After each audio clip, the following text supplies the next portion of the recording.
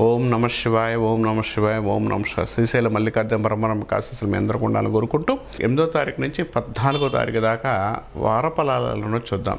వృశ్చిక రాశి వారికి ఎలా ఉంచుదాం. నిర్ణయాల విషయాల్లో కొంత క్లియర్గా ఉండకపోవడం, కొంత అప్ అండ్ డౌన్ అవడం అవకాశం కలిగి ఉంటారు. కొత్త ప్రయత్నాలు, కొంత విషయాల్లో కొంత క్లారిటీ లేకపోవడం, కొంత ఇబ్బంది కలిగే అవకాశం కలిగి ఉంటారు. ఏ పని అనుకున్నా కూడా కొంత కింద మీద పడే అవకాశం, తర్వాత పాజిటివ్గా ఉండే అవకాశం, డెవలప్మెంట్ ఉండే అవకాశం, మంచి పని విషయంలో క్లియర్గా ముందుకెళ్ళడానికి కొంత డెవలప్మెంట్ ఉండే అవకాశం, సక్సెస్ రావడానికి అవకాశం కలిగి ఉంటారు. ప్రయత్నాలు ఏదైనా చేసేటప్పుడు మాత్రం 1-2 సార్లు ఆలోచించుకొని ప్రయత్నాలు చేస్తే మంచి డెవలప్మెంట్ ఇస్తాడని చెప్పుకోవచ్చు.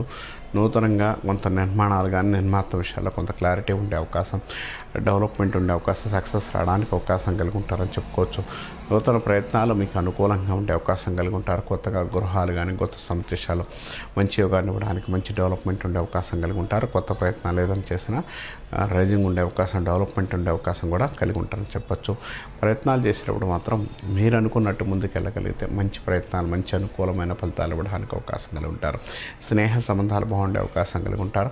కొత్త వ్యక్తుల పరిచయాలు, కొత్త వ్యక్తుల జీవితంలో క్లారిటీ, కొంత డెవలప్మెంట్ ఉండే అవకాశం కలిగి ఉంటారు. స్నేహ సంబంధాల విషయాల్లో కొంత క్లియర్గా ఉండడం, కొంత డెవలప్మెంట్ ఉండే అవకాశం, సక్సెస్ రావడానికి అవకాశం కలిగి ఉంటారు.